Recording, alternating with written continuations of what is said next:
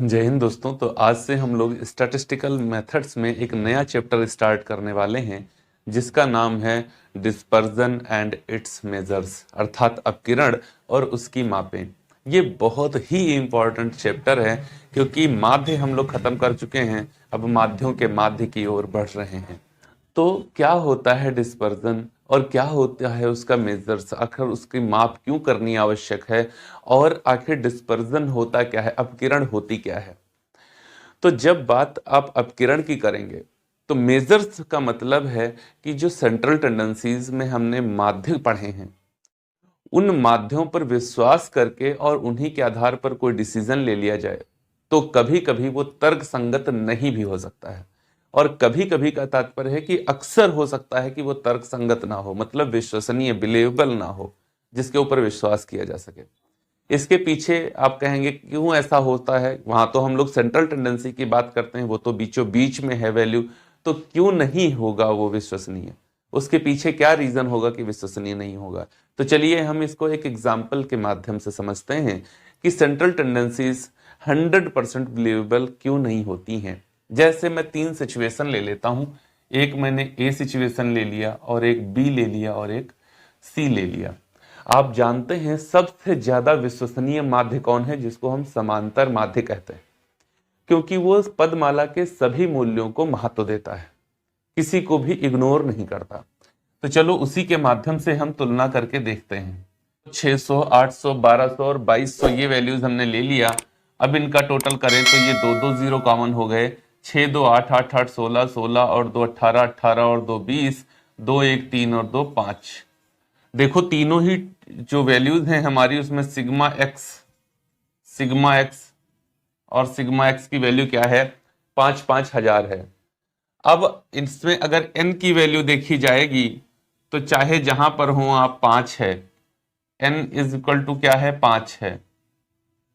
अब अगर हम x बार निकालें तो x बार क्या होता है, सिग्मा x अपॉन n, और 5,000 divided by 5 is equal to कितना आया, 1000 आया। कितना आया, 1000 आया।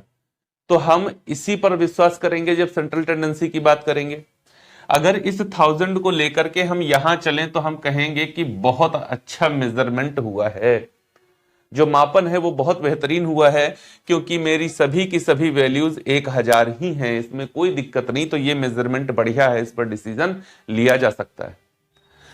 लेकिन जब आप इसकी ओर चलेंगे तो देखिए सबसे छोटा मूल्य जो है 1000 से जो छोटा है वो 1000 माइनस 900 बराबर 100 का डिफरेंस क्रिएट करता है, और सबसे बड़ी वैल्यू जो है वो 1100 है, माइनस 1000 बराबर फिर 100 का डिफरेंस क्रिएट होता है। हम कहेंगे यहां पर भी मेजरमेंट ठीक है, क्योंकि ये वाकई माध्य है। ये क्या है, एक्चुअली ये मीन है, क्योंकि ये माध्य है, औसत रूप में ये व्यक्त करता है। देखो छोटा मूल्य जो है वो भी 100 छोटा है, बड़ा मूल्य भी 100 छोटा है, इसका मतलब ये बीचों बीच में है, यहां पर भी ठीक है। लेकिन अगर ये हमारी ए सिचुएशन हो गई है, ये बी सिचुएशन हो गई, अगर जरा सी सिचुएशन में चलकर बात करो, 1000 रुपए मेरा मीन है, जिसमें से सबसे छोटा मूल्य 200, इसका डिफरेंस है 800, और जो सबसे बड़ा मूल्य है हमारा वो है 2200। कितना है, सबसे बड़ा मूल्य कितना है हमारा, 2200 है, उसमें से 1000 माइनस कर दो तो 1200 है। देखो कहीं तर्क संगत है ही नहीं। अगर हम 1000 का औसत मान लें तो ये देखो उससे बहुत कम है, और ये देखो उससे बहुत ज्यादा है। बिल्कुल वो इस पर विश्वास नहीं किया जा सकता, जबकि है तो ये मीन ही। क्या इसको मीन नहीं कहेंगे, नहीं कहेंगे ना मीन। तो ये प्रॉब्लम है सेंट्रल टेंडेंसी की। सेंट्रल टेंडेंसी एक्चुअली एक संख्या है जो ये बताती है कि यहां होने की संभावना है, ये एक सेंट्रल होने की संभावना है, यहां पर विश्वास नहीं किया जा सकता। तो जो सेंट्रल टेंडेंसीज कैलकुलेटेड हैं ऑलरेडी, उन सेंट्रल टेंडेंसीज मतलब जो माध्य ऑलरेडी कैलकुलेटेड हैं, उन माध्यों का फिर से एक माध्य निकाला जाए तो उस माध्य को क्या कहा जाएगा, डिस्पर्जन कहा जाएगा, उसी को अपकिरण कहा जाता है। बात आपको उम्मीद है समझ में आ गई होगी कि आखिर डिस्पर्जन होता क्या है। जब बात डिस्पर्जन की करते हैं तो दो अर्थों में डिस्पर्जन का कैलकुलेशन होता है, दो अर्थों में इसको समझा जा सकता है।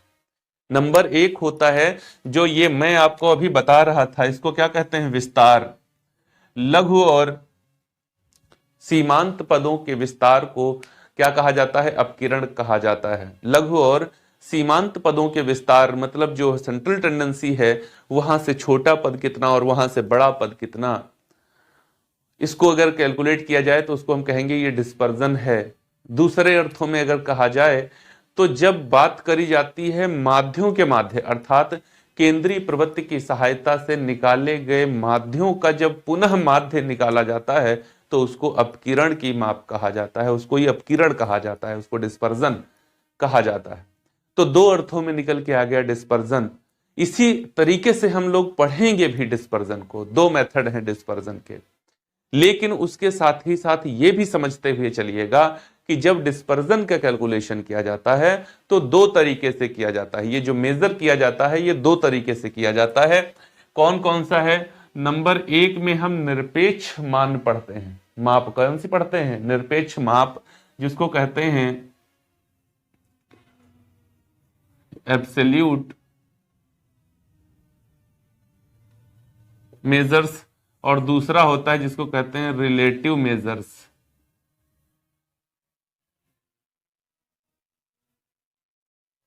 रिलेटिव मेजर्स ये निरपेक्ष मान होता है, ये निरपेक्ष मान होता है और ये सापेक्ष मान होता है।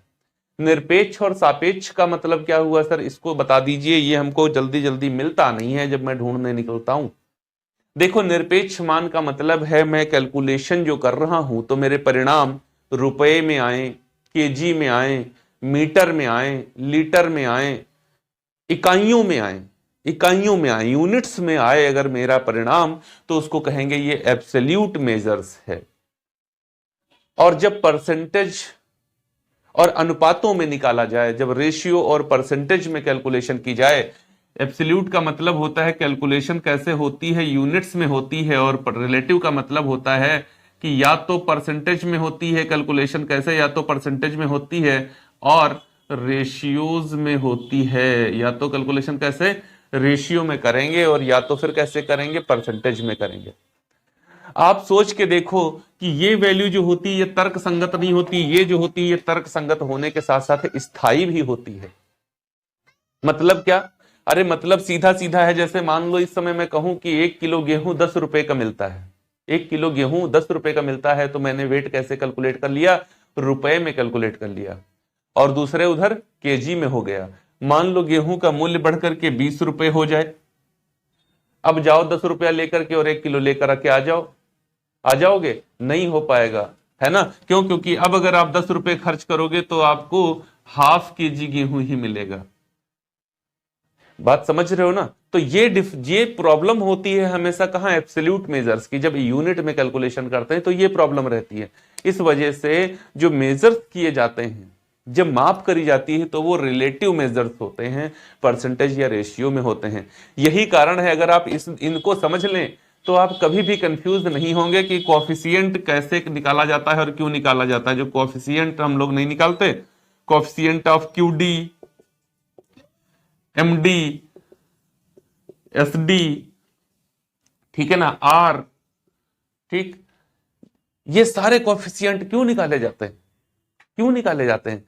क्योंकि वो रिलेटिव बनाया जाता है। जो एब्सोल्यूट मेजर किया गया है, उस एब्सोल्यूट मेजर को रिलेटिव बनाने के लिए कोएफिशिएंट निकाला जाता है। कोएफिशिएंट कुछ और नहीं होता है। कोएफिशिएंट का मतलब होता है जिस मूल्य को ध्यान में रखते हुए, जिस मूल्य को ध्यान में रखते हुए, आज याद कर लेना, कभी भी प्रॉब्लम नहीं आएगी आपको। जिस मूल्य को ध्यान में रखते हुए एब्सोल्यूट मेजर्स का कैलकुलेशन किया जाता है, एब्सोल्यूट मेजर्स कैलकुलेट किए जाते हैं, उसी माध्य से जब एब्सोल्यूट मेजर्स को डिवाइड कर दिया जाता है तो रिलेटिव वैल्यू आ जाती है। यही रीजन है कि जब आप R का कैलकुलेशन, जैसे कोएफिशिएंट ऑफ R पढ़ रहे हो, क्या पढ़ रहे हो? कोएफिशिएंट ऑफ R पढ़ रहे हो, तो M1 minus M0 upon M1 plus M0 कर देते हो। कोएफिशिएंट ऑफ QD करोगे तो Q3 minus Q1 upon Q3 plus Q1 कर देते हो, ठीक है ना? तो ये क्यों ऐसा किया जा रहा है? आप सोच के देखो, कभी पूरी किताब ध्यान मारो, समझ में नहीं आएगा अगर एब्सोल्यूट मेजर्स और रिलेटिव मेजर्स को समझ नहीं सके। ये वैल्यूज यूनिट में होती हैं। यहां से जो वैल्यूज हम लोग क्यूडी, एमडी या एसडी में निकालते हैं वो यूनिट्स की वैल्यू होती हैं, वो समझ में नहीं आएंगी, वो स्थायी नहीं होंगी। परसेंटेज अगर निकाल दिया गया तो वो स्थायी हो जाता है। फिर वैल्यू चाहे जितनी बड़ी कर लो और चाहे जितनी छोटी कर लो, परसेंटेज फिक्स्ड रहता है। जैसे 10% अगर मैं कहूं और 100 रुपए का 10% निकाल दूं तो क्या आएगा, 10 रुपए आएगा। यहीं पर अगर आप 1000 रुपए का 10% निकाल लें तो ये 100 आ जाएगा, और 10,000 का निकाल दें तो 1000 आ जाएगा, जबकि परसेंटेज क्या है, फिक्स्ड है। तो परसेंटेज की वैल्यू बहुत फ्लेक्सिबल होती है, जहां कहीं वैल्यू पुट करोगे वो टोटल आपको वैल्यू प्रेजेंट कर देंगी। इस वजह से जब कभी भी मेजर्स किया जाएगा डिस्पर्जन में तो वो कहां किया जाएगा, एब्सोल्यूट कर करके पहले एब्सोल्यूट किया जाएगा, उसके बाद रिलेटिव उसका निकाला जाएगा। तो मेजर्स दो तरीके के होते हैं, एब्सोल्यूट और मेजर्स, रिलेटिव मेजर्स। ओके, अब बात करते हैं कि कौन कौन से मेथड्स हम लोग पढ़ेंगे। यहां पर जब बात करेंगे डिस्पर्जन की तो मैंने आपको बताया ना, दो तरीके, दो अर्थों में डिस्पर्जन का यूज किया जाता है। एक लघु पद और सीमांत पदों के विस्तार के रूप में। तो पहला मेरा मेथड होगा जिसका नाम है मेथड्स ऑफ लिमिट, और दूसरा मेथड होगा हमारा मेथड्स ऑफ एवरेजिंग डेविएशन। औसत माध्य के रूप में हम लोग उसको पढ़ेंगे कि क्या होता है मेजर्स ऑफ डिस्पर्जन। यदि ये वीडियो अच्छा लगा हो और आपको एब्सोल्यूट, रिलेटिव और क्यों किया जाता है डिस्पर्जन ये बात समझ में आ गई हो तो वीडियो को लाइक जरूर करिएगा और अपने उन दोस्तों के साथ में शेयर जरूर करिएगा जो स्टैटिस्टिक्स को पढ़ रहे हैं। फिर चाहे एकेडमिक में चाहे कंपटीशन में, मैं जो सिलेबस आपके लिए लेके आ रहा हूं वो एकेडमिक में भी इंपॉर्टेंट है और आपके कंपटीशन के पॉइंट ऑफ व्यू से भी बहुत इंपॉर्टेंट है। नहीं तो ये सब कुछ इतना डिटेल में बताने की जरूरत नहीं है। देखो, आप किसी भी चैनल पे चले जाओ, वहां पे आपको क्या होगा, डायरेक्ट फॉर्मूला बता के कैलकुलेशन करा दी जाती है। मैं चाहता हूं आपको चीजें समझ में आए कि आखिर ये ऐसा क्यों किया, यहां हमने घटाया, यहां जोड़ दिया और अपॉन बटे ऊपर नीचे रख दिया, कैलकुलेशन हो गई, ऐसा क्यों? अरे रीजन तो उसके पीछे का पता होना चाहिए कि ये क्यों बनाया गया। फॉर्मूला होता नहीं, फॉर्मूला बनाया जाता है। हर जगह पढ़ा के आया हूं, फिर बताऊंगा कि फॉर्मूले होते नहीं, बनाए जाते हैं। बनाना सीख लो, फिर कभी भूलोगे नहीं। रटते रहोगे तो फिर भूल जाओगे ना। एग्जाम में यही होता है, बच्चा पढ़ के जाता है, फिर एग्जाम में बैठता है, वहां फॉर्मूला भूल जाता है, ऊपर वाली वैल्यू नीचे, नीचे वाली वैल्यू ऊपर, क्वेश्चन गलत। तो तुमसे ना ऐसा होने पाए इसके लिए लगातार हमारे साथ बने रहो और वीडियोस को शेयर जरूर करो उन लोगों को जिनको इसकी नीड है, ये समझना चाहते हैं, उसको कॉन्सेप्शनल समझना चाहते हैं। मिलेंगे अगले वीडियो में और वहां से स्टार्ट करेंगे methods of calculation of dispersion. तब तक के लिए जय हिंद।